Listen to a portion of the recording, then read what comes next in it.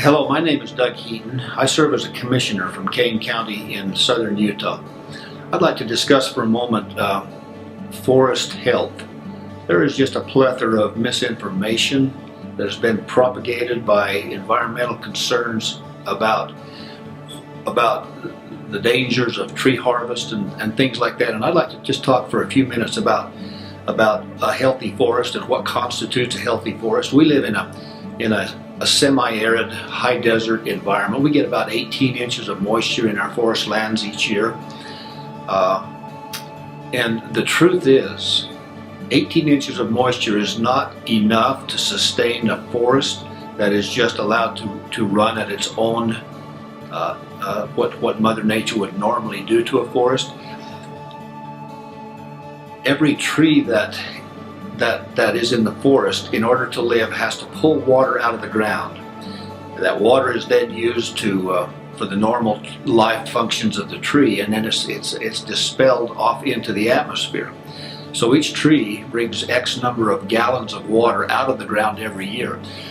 A normal forest in optimum condition will sustain about 40 to 50, depending on the environment, trees per acre.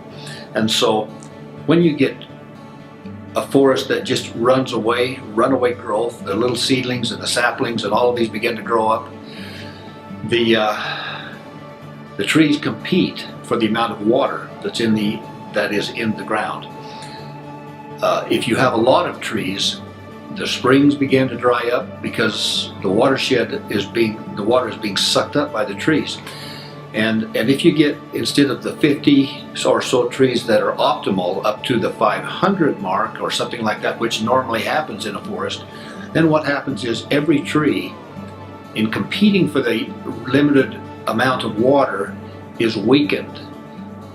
The tree's natural enemy is a little beetle that bores in and eats out the cambium layer and kills the tree.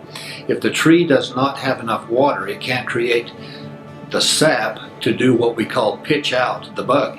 And so the tree just is weakened and the bugs attack and the tree dies. And soon we have a forest full of dead trees destroyed by the bugs because the tree's own natural defenses could not be sustained because there isn't enough water. We need to think of the garden, of the forest, more like a garden.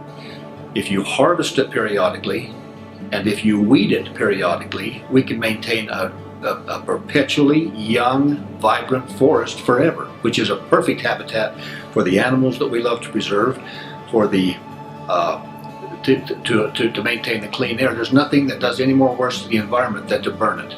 And that's what happens when you get a forest that's down and dead and old and with too much fuel.